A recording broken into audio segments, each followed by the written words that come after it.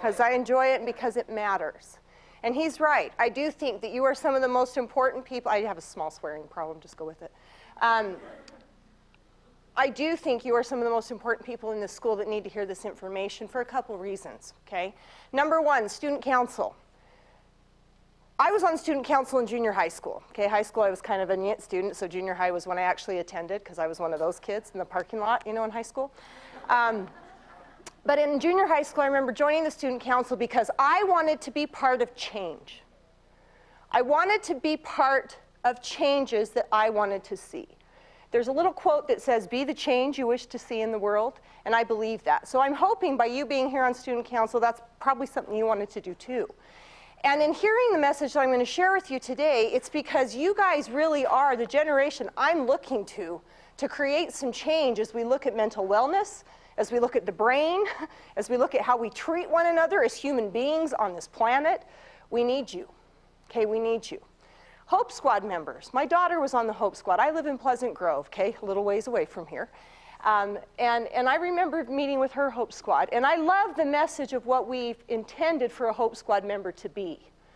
We're looking to you as the students that somebody who's having a hard time could come to, okay?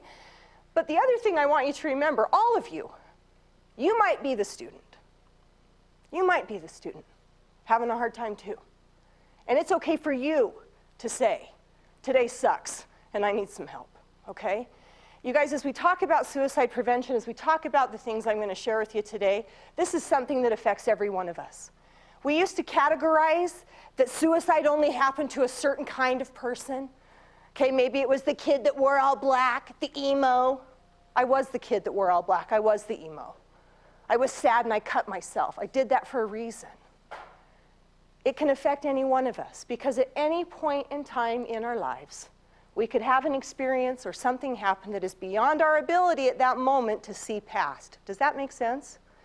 How many of you guys have experienced something up to this point in your lives that was really, really stressful? Come on, raise your hands. All of us have, okay? Now, what might be stressful to me might be small potatoes to you, but it doesn't mean it's any less stressful for me as a person. Does that make sense? Yet, for some reason, as people, we go around and we minimize other people's pain. Well, that shouldn't be a big deal. Come on, get over that. Pull yourself up by your bootstraps. Who's ever heard that term? What the hell does that even mean? What are bootstraps? Where are they? Help me find them. Okay, I don't know what that even means. I want you to leave here today having an understanding that our brains can get sick. They can. But because they can get sick, they can also get better. This week, you guys have been focusing on mental wellness. What a brilliant idea. You guys, for so long in our world, okay, I'm 39 years old, so I've lived here for a minute. I know you're thinking to yourself, she can't be 39, she looks so young, right? Come on. Yeah. Okay, good. Phew, make an old lady feel good. But in our world, we have ignored the brain. We worry about our hearts, we talk about our lungs, we talk about all these things about our physical health. Well, guess what? This little guy upstairs probably needs the most attention ever, because it's the organ that we were given that has to process everything we take in school, in life, with our families, with our friends, and make sense of it. How many of you guys does your brain sometimes struggle making sense of things? Yeah, right? As you sit in algebra class, you're like, I don't care X and Y what. When am I ever going to use that? I've been on this planet for 39 years. I've rarely used algebra. I hate to break it to you, okay? But today as we talk, I want to talk openly. I want to talk honestly. I will share some parts about my life because I've been there too. I heard it said once that once you know somebody's story, it's pretty tough to hate them. I'll say that again. When you know somebody's story, it's pretty tough to hate them. How many of you need to know somebody's story? Okay, we all have one. Some of ours are a little more colorful than others, but we all have one. And it's important as we exist on this planet together that we allow each other to have a story and to share that story, to not be ashamed of our story, because it's what makes us who we are, okay? So tonight I'm going to share a message with your parents. I hope you're coming. And if you're not coming, I hope you send mom and dad, okay?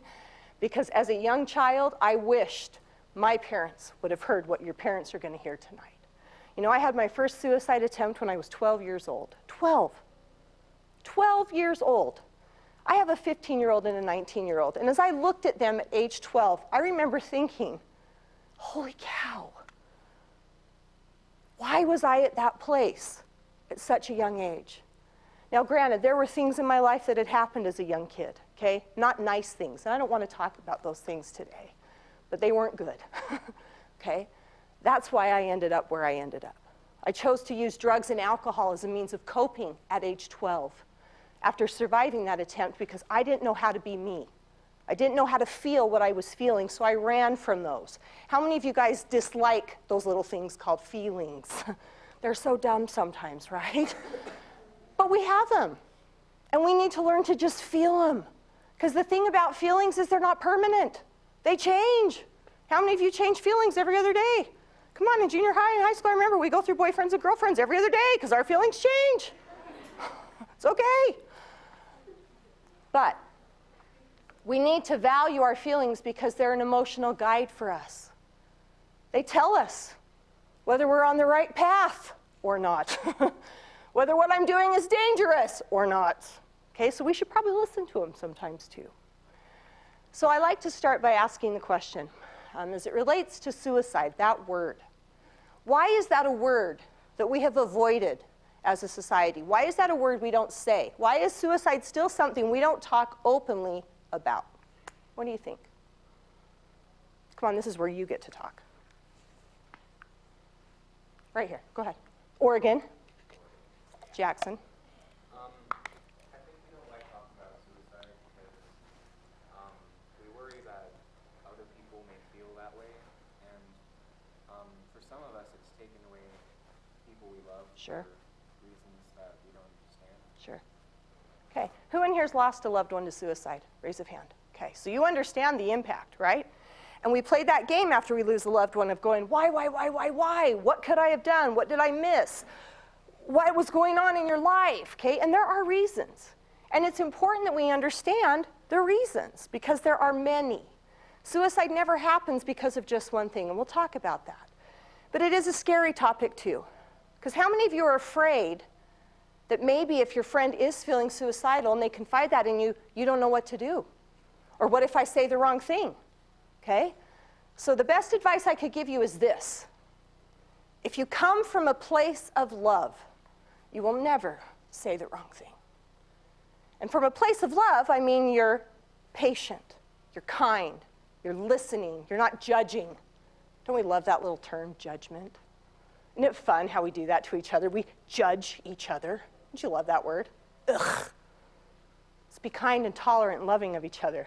Can you imagine what a difference we would see in the news stories on the 10 o'clock news if we had kindness and tolerance? Wow, things would be different. So I'm going to go through just a couple of slides. And again, mostly I just want to have a dialogue, okay? I just want to have a dialogue to help you understand, one, the scope of the issue if you don't understand what it is already. Two, what we do to help somebody who's struggling.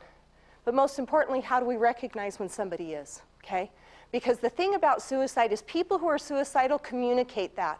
Sometimes it's not with words. Sometimes it's not with words. I want it to be. I hope there will be a day when people would just come out and say, you know what, today's the day I'm thinking about being done, because today's the day I just don't think I can do it. Today's the day I want to die. I wish we could communicate it that openly, but most times we don't. We say things like, oh, I just don't know if I can do this, or nobody would miss me if I was gone. Because guess what? All of us are walking around, like it or not, with a little badge, a little sign that says, make me feel important. Let me know I matter. Because we all want to feel that way, don't we? And we're lying to ourselves if we say we don't. So, why we're talking to you is because you need to understand what causes suicide. As we look at the scope of the problem, yes, we lose 41,000 Americans every single year to suicide. 5,000 plus of those are teens. Teens.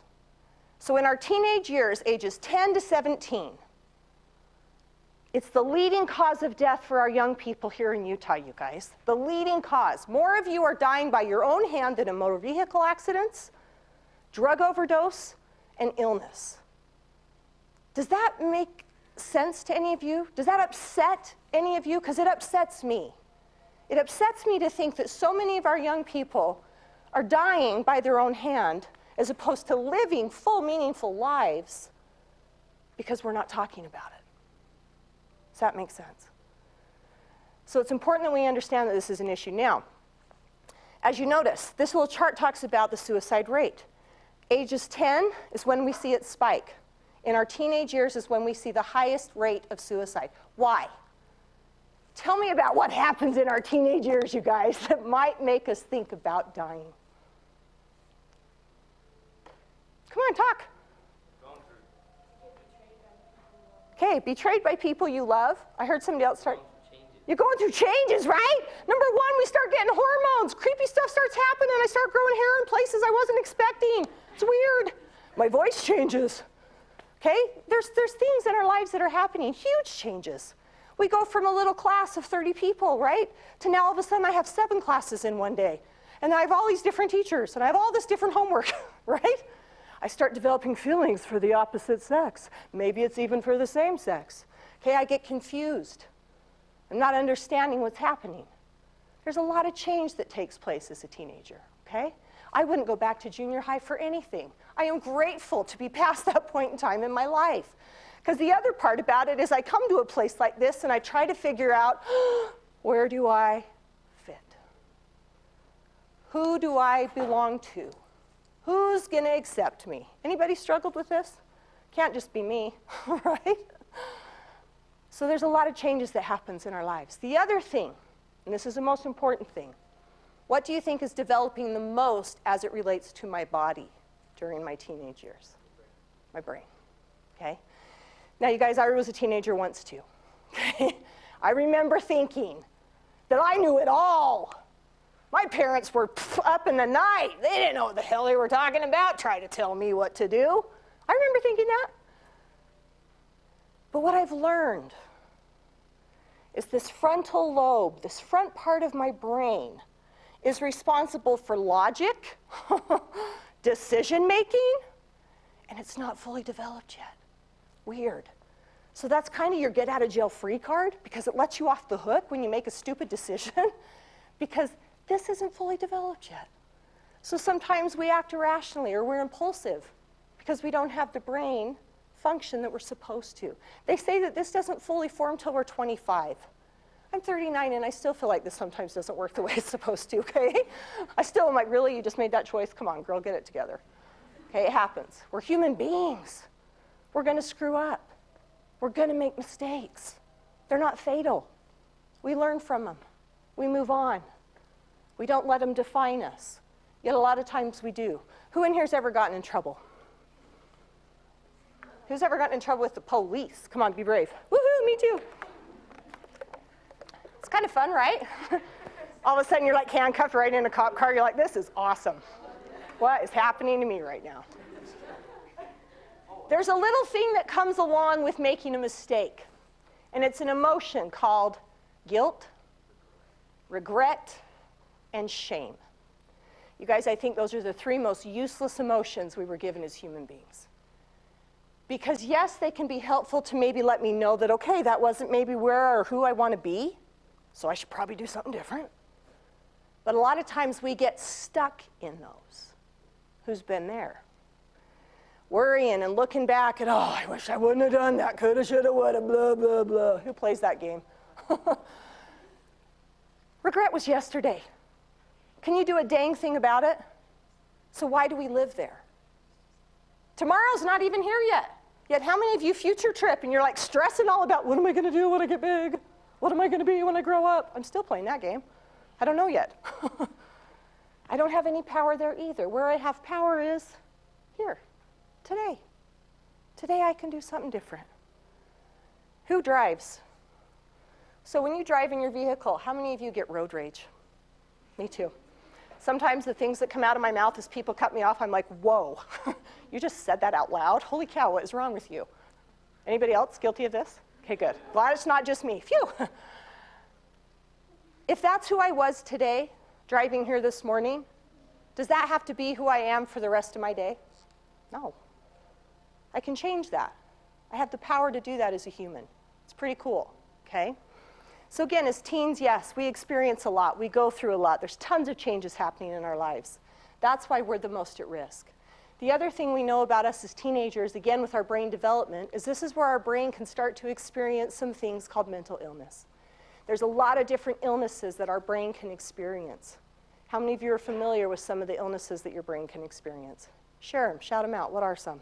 Depression, anxiety, schizophrenia, insomnia. Oh, that's the gnarliest one. Who in here struggles with sleep? Our brains need sleep. Right? Good, I saw you guys get to come in your jammies, right? Hell yeah, that's awesome.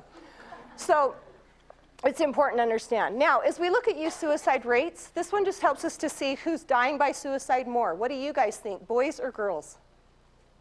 Boys. Boys die more, girls attempt more. Because boys use more lethal means. That's important to understand.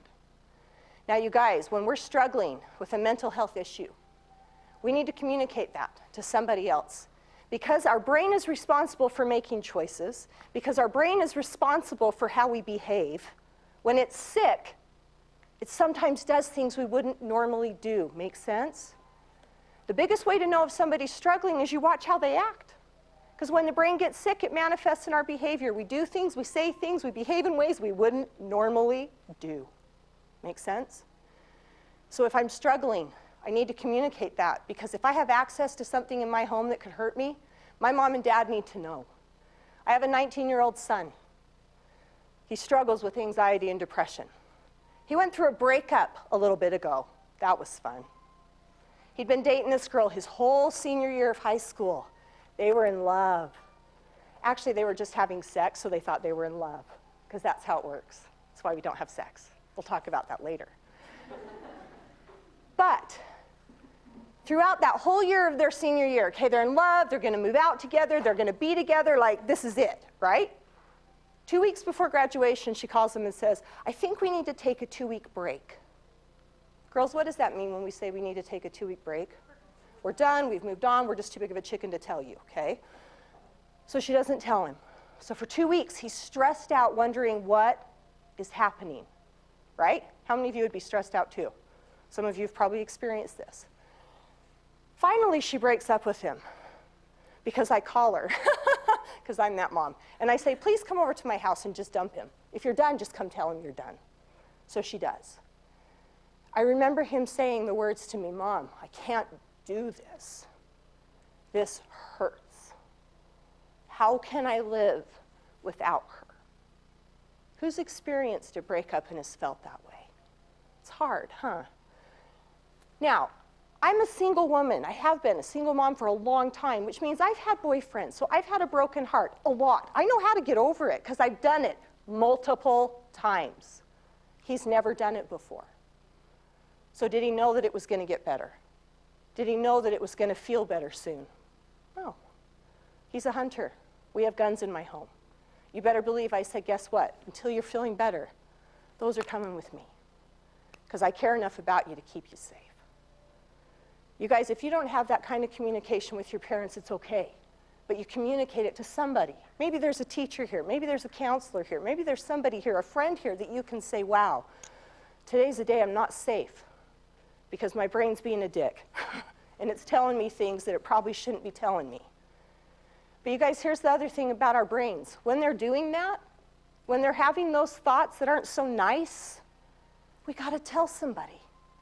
Because who in here has had a thought inside your little brain that you've kept to yourself, one, because you thought, ooh, if anybody knew what I was thinking right now. Come on, who's had those thoughts? You're like, oh, if anybody was inside my head, they would be like, what is happening? I have them all the time. But when I keep them in my head, they do a little thing called grow, and they expand. And they start to even distort a little bit and get really big and weird and chaotic, and then I'm like overwhelmed going, whoa, what is happening? How many of you have had this experience? But as soon as you start talking and telling somebody about that thought, what happens to the thought? It loses power and it changes. That's why we got to talk. Yet what are the reasons we don't? Why? Why don't we communicate when we're having a hard time or admit to somebody else what's going on up here? We're embarrassed. You want people to judge you, right? Think differently of you.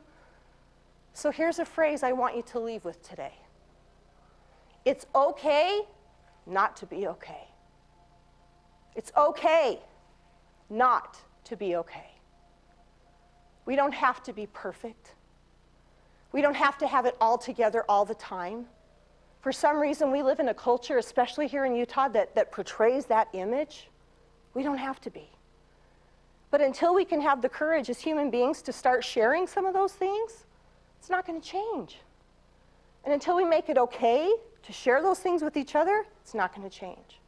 That's where we can have help from you guys. So I'm going to skip through some of these just because we don't have the time I wish. But suicide ideation is a life-threatening issue. Suicidal ideation is when somebody has the thought of suicide and they don't communicate it, so it stays. It stays to the point that they start thinking about how they would do it, when they would do it, who would find them if they did it. Are those normal thought processes? No. For my brain to think I should be dead and to think about how I would do it, that is a telltale sign right away that your brain is not well. You guys, statistics tell us that 90% of people who go on to die by suicide at the time of their death had a diagnosable mental illness. Most often, depression. Who in here has experienced depression? It's not about just being sad, okay? Certainly that's part of it that accompanies it, is we feel sad. But we also don't find pleasure in any of the stuff we used to. Maybe we don't want to get out of bed. Maybe all we want to do is sleep. Or maybe we can't sleep at all. Maybe I don't eat anymore, or maybe all I do is eat. Maybe I find other ways to change how I'm feeling. So the thing about depression is depression happens when a little chemical in our brain stops working. How many of you have heard of the two chemicals that live in our brain that help us to feel happy? What are they? Dopamine and perfect, serotonin. Those chemicals exist in our brain naturally, okay? They're called neurotransmitters. We also find them in our body as hormones. Now, when my body is healthy and working the way it's supposed to, those things work.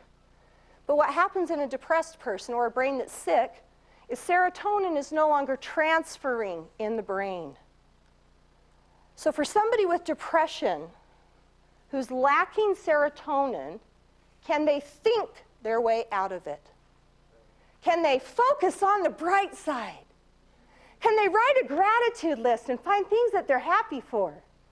Sometimes not, because that chemical isn't there. How many of you know somebody who's diabetic?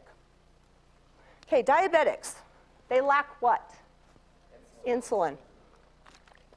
Can they positively think about putting insulin back in their body? Can they pray really hard and get the insulin to come back? No. And I would be a jerk to try to tell somebody who's a diabetic, hey, just come on, focus on the bright side. Maybe that insulin level will come right back up. Yet we do that to people with depression all the time. It's important that we understand, you guys, that there is a chemical imbalance. It's important that you understand that. Because depression is a lot like a cold. And when I say that, I mean it can come on, and for about 2 to 3 weeks, I just don't feel myself. Things I used to enjoy, I don't. Things I used to want to do, I can't do because I just don't feel good. I explain it like feeling underwater, and somebody's holding me down, and I can't even open my mouth and eyes to get up. And I want to, but I can't. Does that make sense? Now, sometimes when I have a cold, I go see my doctor, and my doctor sometimes has to give me what? An antibiotic, right? Here, your body needs this to help boost up that immune and get you feeling better. Same thing with depression. Sometimes I have to get on an antidepressant. What an antidepressant does is it goes inside the little brain and it says, hey, neuron, I'm not going to let you take that serotonin back. I'm going to let it sit here for a minute so you'll feel better. Sometimes we need that. Yet again, in our society, how have we looked at people with mental illness? How have we treated them? It's your choice, right? It's something you did. Maybe it's a moral weakness in you. Wow, what's wrong with you? Does a person living with a mental illness have a choice? No. The same way I don't have a choice whether I'm a diabetic or not. Does that make sense? How many of you know somebody who has OCD? OCD happens because your brain produces too much serotonin.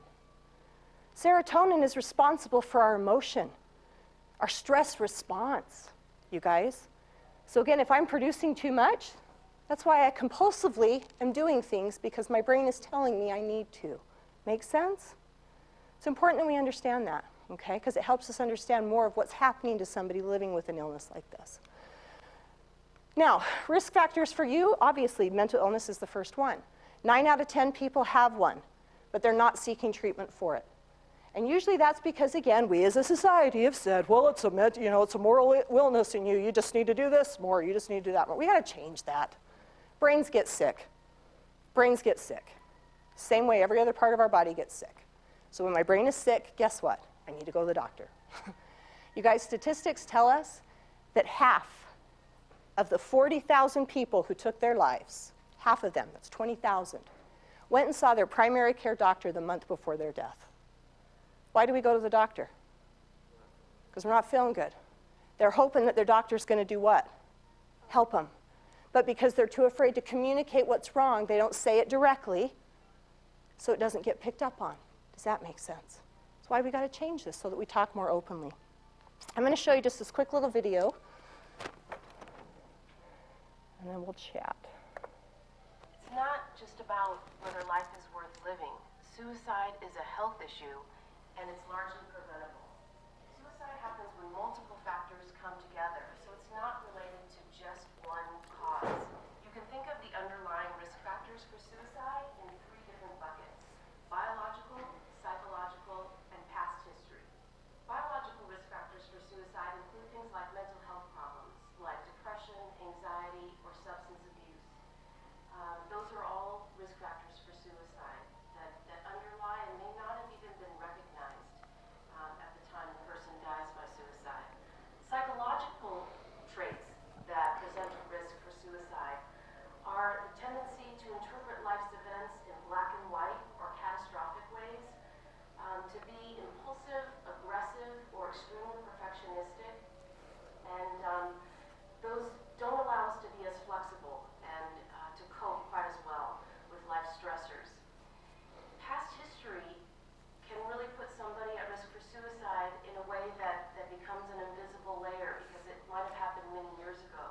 Things like a past history of childhood abuse, or a past history of severe brain injury, past history of personal suicide attempts, certainly, or a family history of a suicide. Those are all historical events that place a person at higher risk for suicide.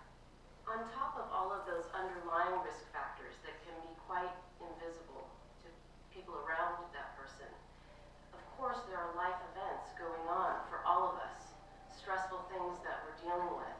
And so for individuals who have some of those underlying risk factors, those stressors that they're facing in their current day life can absolutely precipitate a crisis. One of the biggest risk factors when it comes to suicide are mental health problems. What research shows is that 9 out of 10 people who have died by suicide did have a diagnosable mental health problem at the time of their death. It may or may not have been recognized or been treated. And so that means we really need to look out for one another. We need to learn the warning signs for suicide risk and know what to do when we see that. Just like we do for CPR or first aid, we can recognize when somebody is suffering from a heart attack or another physical illness in a crisis. So some of the warning signs for suicide are changes in behavior. The people around you that you've gotten to know well, in your family or in your friend group, they have patterns of behavior. And when those patterns change significantly, take note of them. Speak to them if you're concerned. Some of those symptoms look like changes like this: withdrawing socially, isolating from you or from their normal life's activities, becoming agitated or easily angered, which we don't often associate with depression. agitation absolutely is a very common experience when it comes to people who are feeling suicidal. Increase in anxiety, changes in sleep patterns or appetite, those are all warning signs that the person's mental health is deteriorating. Certainly if they begin expressing any thoughts about life being not worth living, or thoughts of ending their life, or even if they're not saying it, but they're doing things that seem odd, like giving their belongings away, those should all be taken very seriously. And if you notice things like that, certainly speak to the person in a caring way, and you can also lead them to help. Unfortunately, there's a lot of stigma attached to these kinds of experiences that relate to mental health. So many of us actually hide or cloak the distress that we're in. We keep our experiences very internal rather than reaching out and connecting with support. We need to do everything we can as the role that you have in your family and in society to shatter the stigma, to talk about mental health as any aspect of health like any other, and to approach people that you're concerned about and be open with what's going on in your own life as well. Having the risk factors that I just went over does not mean that a person will die by suicide, but it does mean that we need to do a better job of looking out for one another. There are also protective factors that come into play, and that we can think about shoring up for ourselves and helping our loved ones to improve upon as well.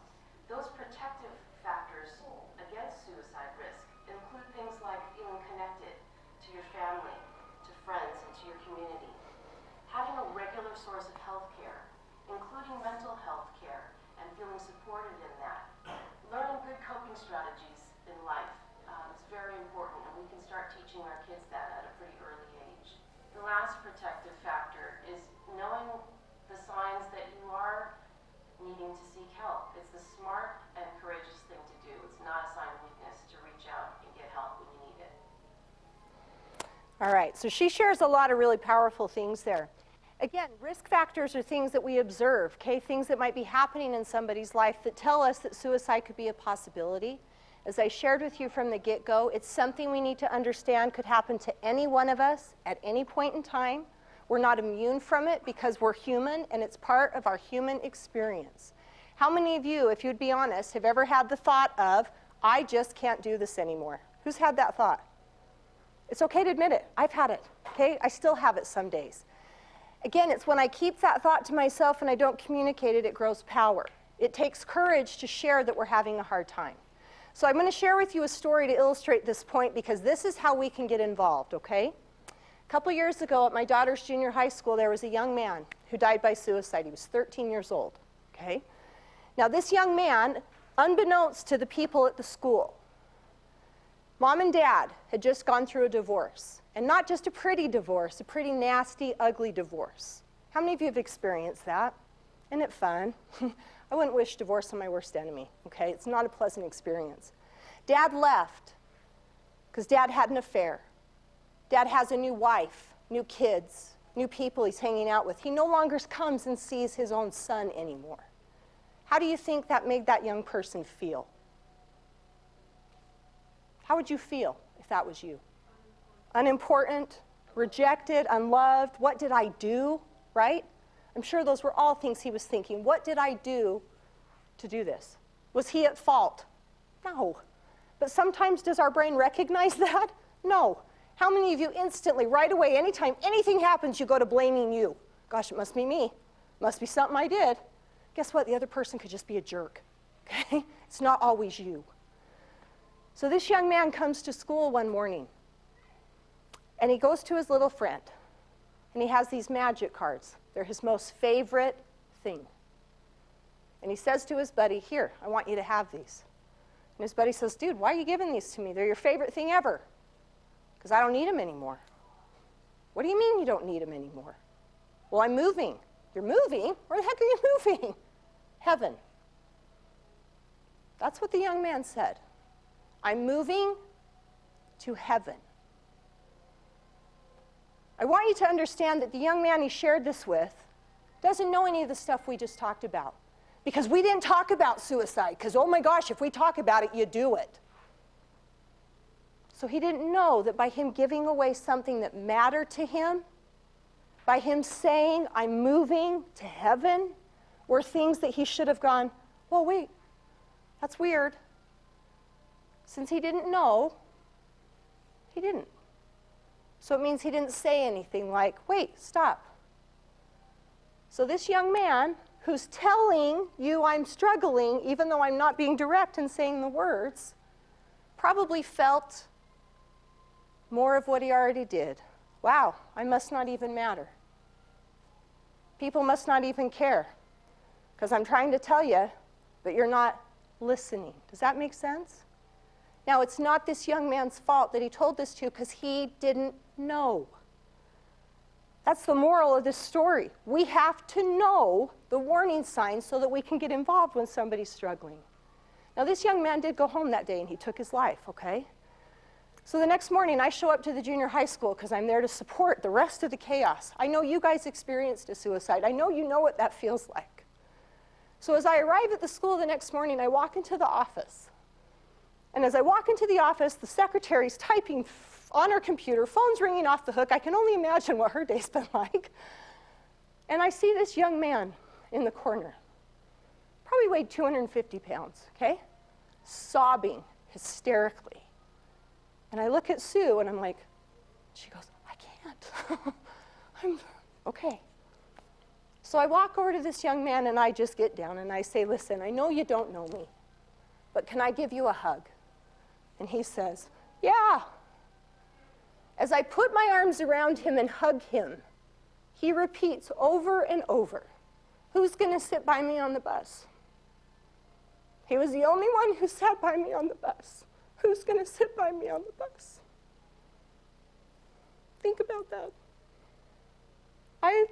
My heart broke because I thought, oh!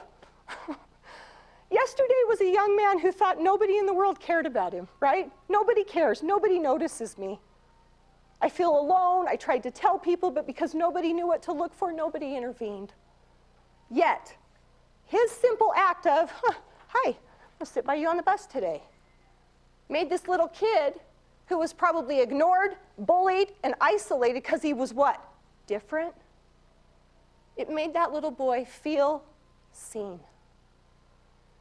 You guys, when people ask me, if you could give me one way to prevent suicide, what would it be? Here's my answer. Connection. Connection. As human beings, we need to feel connected. We need to feel that we matter. We need to know there's people who have our back. We need to know that we belong somewhere. Sometimes that isn't with your family, because maybe you're different than what your family is, and that's okay too. But what it means is I need to seek that connection then elsewhere. How many of you have a really good group of homies? Right? Our buddies, right? That's our connection. I know as a teen, believe me, you want your homies more than you want your family, and that's okay. But we need to feel connected. As you go throughout your day, notice people. Say hi. I know most of the times we're too busy doing this, right? Try not to walk into people. Guess what they just made at my school? A texting lane. A texting lane? Are you freaking kidding me? You can walk and text. Is that not the most ridiculous thing you've ever heard? But it's so that they'll avoid like running into people as they're trying to be on their phones. Put these down. I'm guilty of it. I have teenage kids. Sometimes my daughter will be up in her room for hours, and I'll have to get on like her Instagram just to communicate with her. Hey, Caitlin, I think you're pretty. Hey, Caitlin, maybe come say hi to your mom. I'm down here on the couch. We could watch TV together, or we could do something together. Get off this. You guys have to experience a thing that we didn't growing up. As a teenager, my friends had no idea where I was unless I called them on a phone with a cord that was 25 feet long. I couldn't Snapchat and be like, ooh, look at me, here's what I'm doing. You guys have to deal with something we didn't. It's important to have connection, okay? Learn the warning signs. Anytime you see a change in behavior, something that makes you go, Somebody's sad, somebody's crying, somebody's pissed, somebody's something. Hey, just want to check in with you. Are you doing okay? No, I'm not. How can I help? Talk to me. What's going on? And listen. This is why most of you don't talk to your parents, because as parents, we want to give you advice. We want to fix it. How many of you are like, don't fix it for me? Don't give me advice. I don't need you to. I just need you to shut up and... We need to take heed as parents to do a better job of that. I read a quote the other day in a book that said, children will talk when there is an ear to hear. But as soon as that ear is gone, so are they. Be the ear. Be the friend. We minimize all the time the effect that we can have on one another just by saying hello. You look nice today. Wow, you got pretty eyes. Ooh, I like your hair. I mean, anything. Connection with another human being. That's how we save lives. That's how we get involved, okay? I talked a lot, I know, and believe me, I could go on for hours on this topic. And he's like, you got 5 minutes, lady, so you better get... But I want to open it up for these last few minutes just for some questions and comments from you. What comments or questions do you guys have, if any? Not that you have to. Yes? So if you are struggling, what is a good way to express that to your parents? Because I know personally my parents, they don't get it. Like, Sure. if I'm struggling, that they don't understand that might be something more serious than they Sure. I think as parents, a lot of times too, what we assume is we think, not my kid, and that if you're struggling, it means I'm failing as a parent, so we don't want to hear it, because then we think it's us. It's, listen, nothing you did, but I need to talk. This is what's going on right now. Can you do me a favor and just listen? If you don't get the response you need or desire, or maybe you feel like they're not listening, then you go tell somebody else. You find a teacher, a counselor, a friend. You call the lifeline. You call somebody. Because a lot of times we will be shut down by the people we love the most, and it's not because they don't love us. It's because they're scared. And they don't know what to do sometimes with the information that we're sharing. Does that make sense?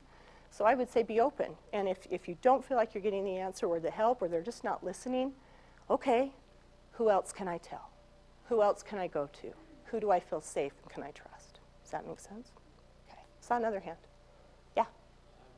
So, like, I was thinking, if I was, like, really depressed and I wanted to kill myself, I would never go out and say, and, like, tell someone. And even if someone were to come to me and say, hey, are you okay? Are you okay? I put on a happy face and be like, yeah, I'm doing great. You know, nothing's wrong. How can we, if they don't communicate with us, Sure. how can we still help? So my best advice in that situation is just say, you know what, I care enough about your life, even if right now you don't, that I want to help you. Let's call this number together. Call the Suicide Prevention Lifeline. Get them talking. Get them listening to somebody. Because again, a lot of times the person with suicidal thoughts just needs to communicate what's got them there. Does that make sense? So sometimes because they're having the thought and they don't know how to say it out loud, or maybe they want to be done, giving them an opportunity to share and to talk with somebody who knows how to complete what we call an intervention is key, because it allows them to talk through what's got them there. And most times you can talk yourself right back out of it. You guys, there's a little app you can get on your phone too. It's called My 3. And it's my 3 people. Who are the 3 people I would call? And again, we as a society have to change that notion of, if I'm thinking this, I'm not going to tell people, I'm going to keep it to myself. Because if we keep it to ourselves, we will continue to lose people. And when we're in that space, it's okay to say, I'm in this space right now. But maybe it's finding somebody that you trust. But I would say always connect somebody else. Call the lifeline. Just find another person to connect with, so that you feel like you've still done something to reach out. At the end of the day, the person can still decide. That's the crappy part about our brains, is we can still decide we don't want to do it. So just keep reaching out. And again, courage in us being the example to reach out when we're having a hard time. Does that make sense? Yeah. What would you say is more effective, words or just acts? Both. Words and actions.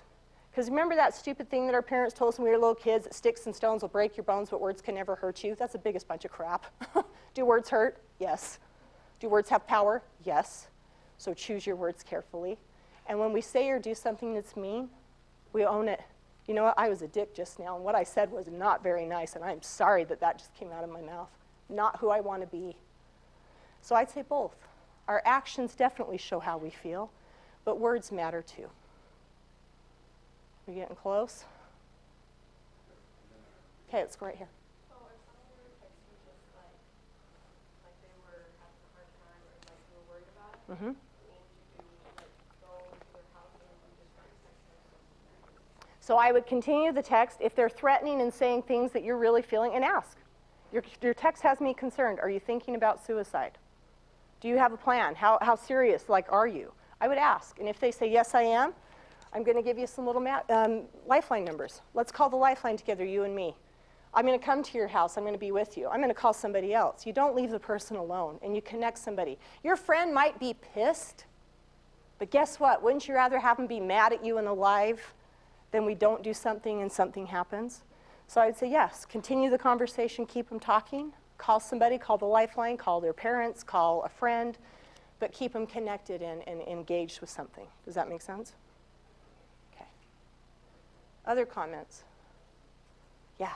So like I have a friend and like he gets really bad anxiety to the point where like he can't move. Mm-hmm. So I have to drive over to his house and like be with him type of thing or else he panics Sure. to calm him down. But I never know what to say when I'm because like you feel bad and like he's talked about ending his life. Sure. Please excuse the interruption. If you will turn on your TVs, our guest Okay, we're going to pause. will begin at 9:45. So if you'll get One sec. turn on your, Wait till she's done, and I'll tell you. we're looking forward to hearing that. Thanks. You don't have to say anything.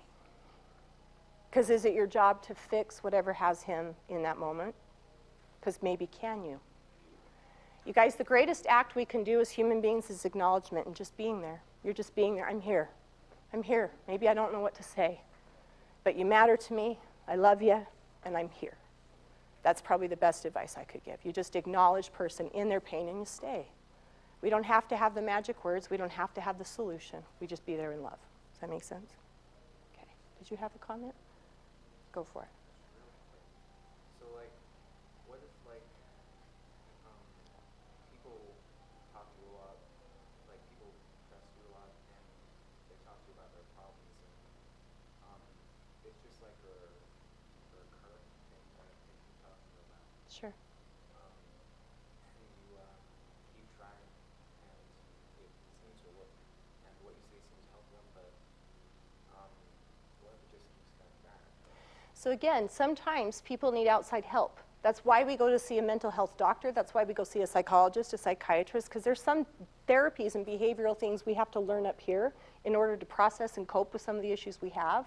So if it's something that's recurring, I would suggest strongly they need to see somebody. They need to see a doctor or a mental health therapist that can maybe process and work through whatever it is they're experiencing so that they can heal and move on from it. People staying stuck means I haven't got the resources to deal with what's happening right now. Does that make sense? Okay, so that would be my suggestion. Oh yes, let me hurry and swap.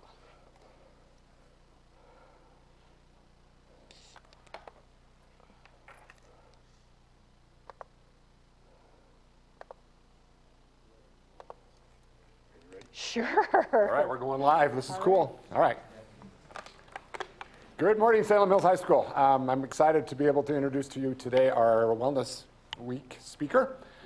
She's awesome. We just spent an hour with the student council and the Hope Squad, and she's just fantastic. So I'll turn the time over to Taryn Aiken, and let's give her your attention. She's got some great information. So thank you for coming. Thank you.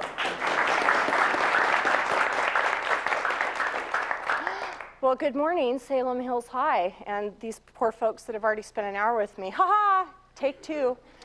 So I'm excited to be here with you this morning to just share a couple thoughts I have for your Wellness Week. Number one, I'm just grateful that we're here talking about that word itself, wellness. A lot of times where I spend my time in suicide prevention, we focus a lot on mental illness. And yes, illness can happen. You know, our brains get sick, but because they get sick, I also know they can get better. We just spent some time talking about some of the ways that we can be preventative and helpful to people who are struggling. And the way that I said was probably the key was being connected. So I want to share with you a quote. This is one of my favorite quotes. It says, "I am not what happened to me. I am what I choose to become."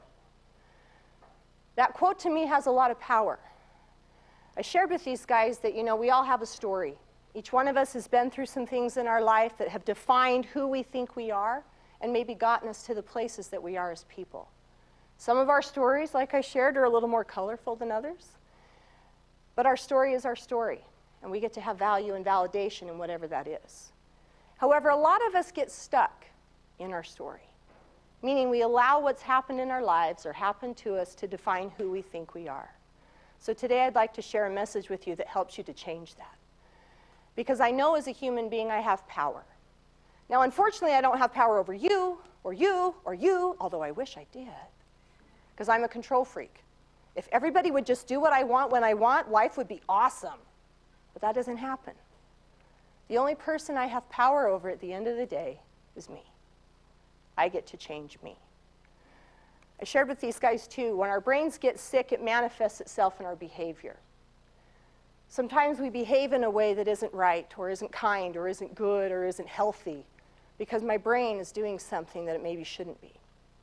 There's certain parts of my brain that dictate my behavior. We talked a lot about this frontal lobe, right, being responsible for my decisions and my emotions and the things that I do. Now, I can't always control what's chemically happening in my body, but I can acknowledge where I'm at and do something about it then. So I want to share with you a system, and this system is called forward focus, and it means just that.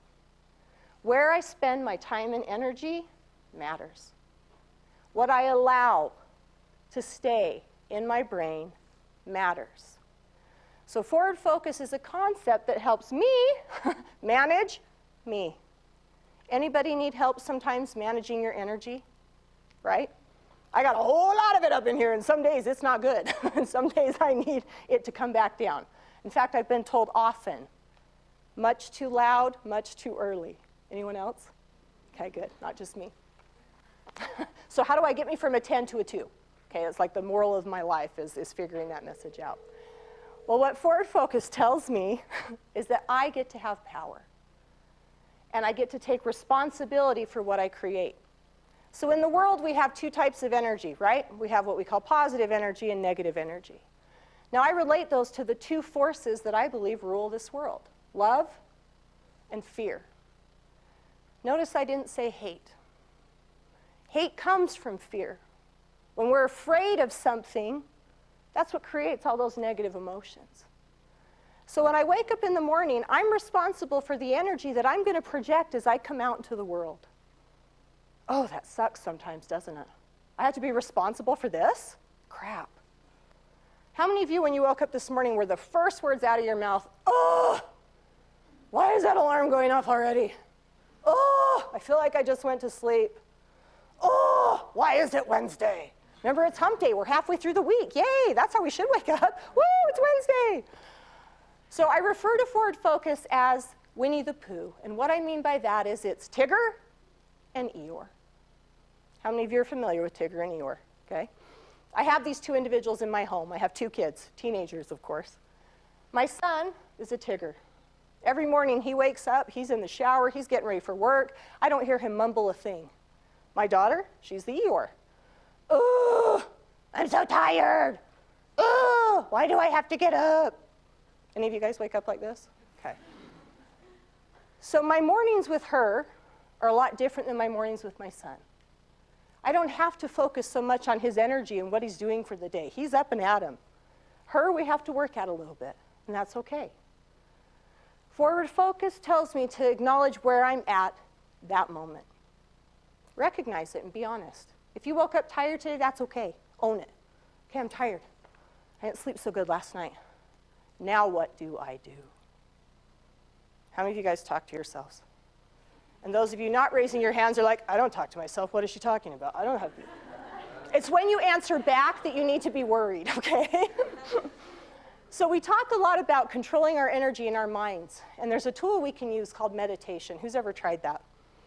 It's difficult, right? Trying to get your brain to be quiet How many of you does your brain, the minute you lay down, it's like, boo, go, and you're like, oh my gosh. And you physically sit up in bed sometimes and you're like telling yourself to shut up. And then you realize you're talking to yourself and you're like, oh no, what's happening?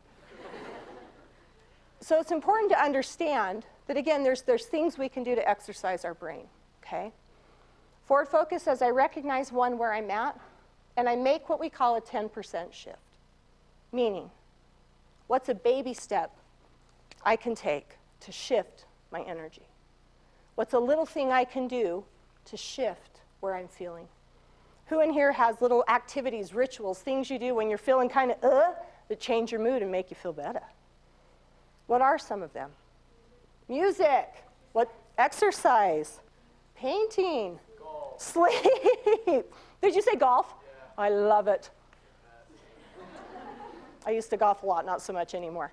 But that's a good one. And we all have different things, okay? We all have different things.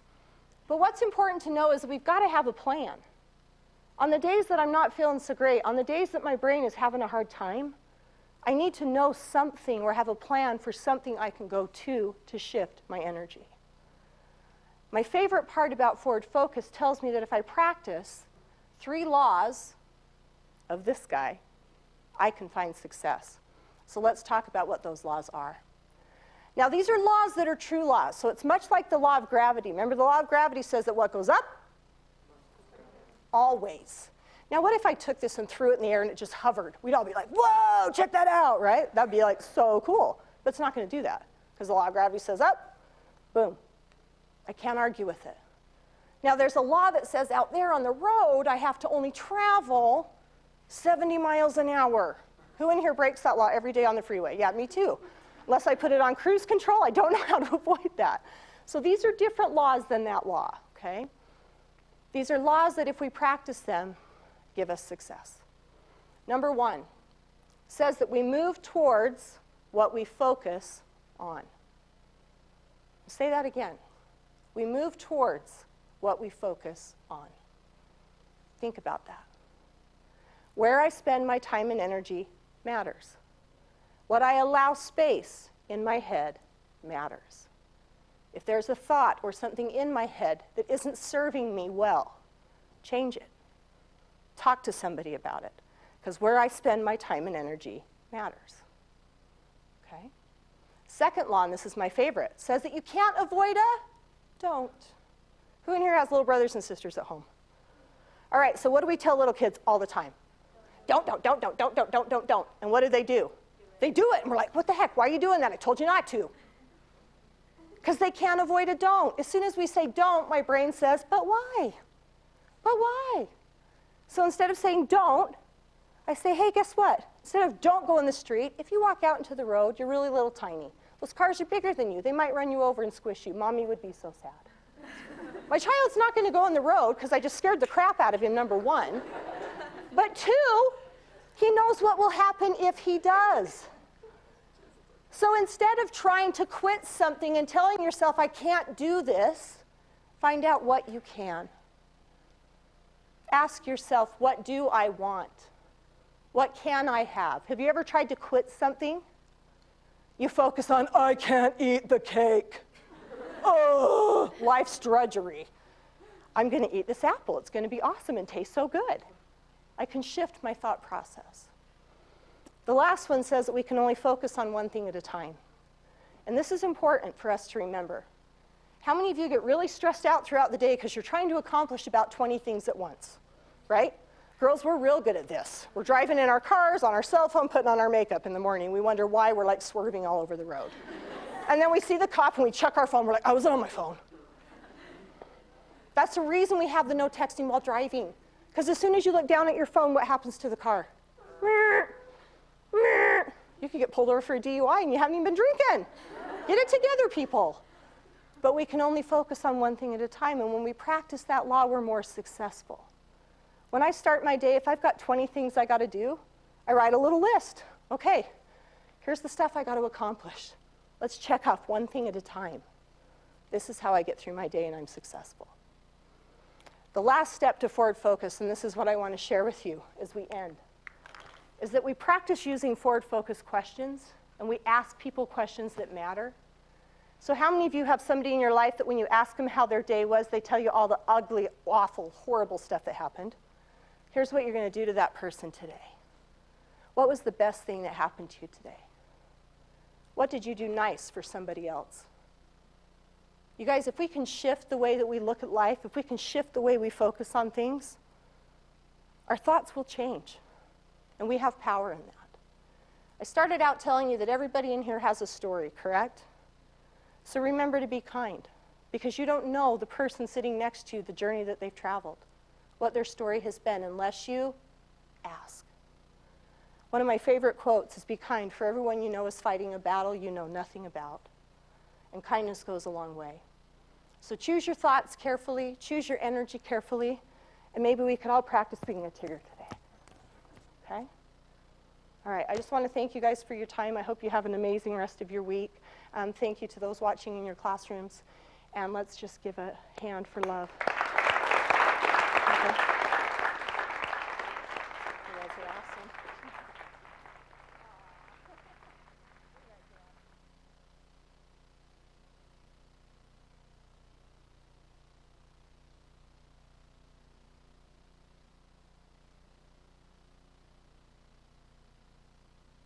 I will just say this, parent night tonight is, and Taryn is speaking there too. I think everyone who's been here will encourage your parents to come. She has just some great insight. So thank you for your participation today. Thank you for a job well done. Thank you guys for being a great audience, and then we'll see you. Activity at lunch today. What's the lunch activity today? Speed Friends? Speed Friends. Ooh, I There in love the it. commons by the office. And then parent night tonight, invite your parents to come. 7. 7 o'clock in the choir room tonight. Okay? Thank you so guys. much.